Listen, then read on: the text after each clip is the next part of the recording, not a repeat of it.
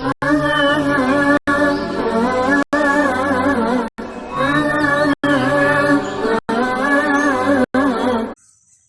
لله رب العالمين والعاقبة المحمودة للمتقين ولا عدوان إلا على الظالمين نبينا محمد وعلى آله وصحبه أجمعين أما بعد كبجمتوتا جالتمتوتا channelii gaachana islaamummaa alhamdulillah har'as hadiisa ajaa'iba tokko isiniif qabadhee dhufeen jira. Hadiisa kana yoo qabattanii jettan yoo waliin itti fayyadamne aakhiraaf duniyaan keenya kan ittiin nuuf tolu. Hadiisa kana yoo qabanne galmii keenya bakka duraan kaayeffanne sana kan waliin keenya. Hadiisa kana yoo qabanne aakhiraaf addunyaan keenyas ittiin nuuf tolu. Hadiisa kana yoo qabanne namaa fi Khaaliqa keenya biratti hadiisa ittiin jaallatamnu tokko isiniif qabadhee dhufeen jira. Egaan obboleettiiwwan koo obboleeyyan koo kan karaa gaachana islaamummaatiin hordofaa jirtan hadiisni kun maal ilaata? Hadiisa kanatti itti fayyadamuudhaaf qophiidha? Inshaallah hundumti keessan eeyyiin qophiidha akkasin jettan abdii guutuun qaba. Egaan hadiisni kunis asaara ergamaa keenya salawaatu rabbii wa salaamuhu alayhi kan yeroo kamiinuu hadiisni isaanii haarawaa, kan yeroo kamiinuu akka mastaawatiif akka daawwitiif hadiisa isaaniitti fayyadamnee hadiisa isaanii keessatti of ilaallu. حديث أكسيسا كيستي مالتين من حسن الإسلام المرئي تركه ما لا يعنيه. من حسن الإسلام المرئي تولنا إسلام ما نم تشاي الراتي، تولنا إسلام ما نم أباسنا الراتي، إسلام ما نما تلورا. من حسن الإسلام المرئي تركه ما لا يعنيه. وان إسان فينتك التيروفتون وان إسان فينتك ديسون تولنا إسلام ما إسان راتي جدا. يا الله عليك أفضل الصلاة والتسليم يا رسول الله. نقاتي رحمن سر هجرات يا حبيب الله.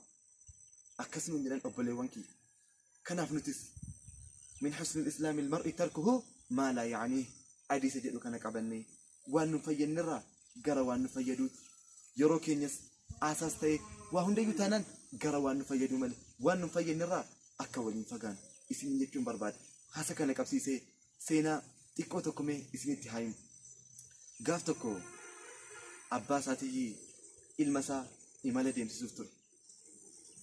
Abbaan kun ilma isaatii dhaamsa wayii dhaamuufii barbaade.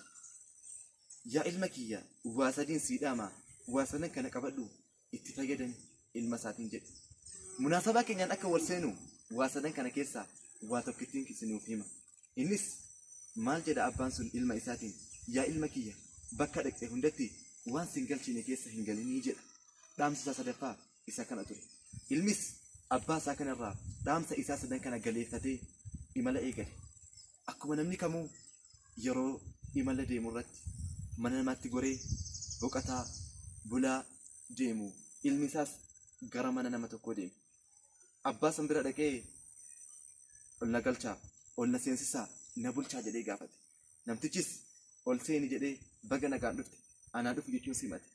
Egaan namtichi kunis akkuma keessummaa kamiinuu ol galee bule. Otoo inni akkasitti juddaanchiisee gara qilee mana isaa yookaan gara gubbaa mana isaa korneesii isaa ilaaluu eegale. Keessummaan kun yookaan mucaan abbaa isaarraa dhaamsa fudhatee dhufe kun arrabaa fannifamee jiru baay'ee wayii arge. Abbaa keessummaa kanaatiin abbaa mana kanaatiin maal irraa ta'allabni kun jedhee nan gaafadha jedhee of keessatti yaadee ture. Garuu dhaamsa abbaa isaa waan singalchine keessa hin galin kan jedhu kana yaadate. Abbaanis dhiifama. Abbaan mana sanaa sunis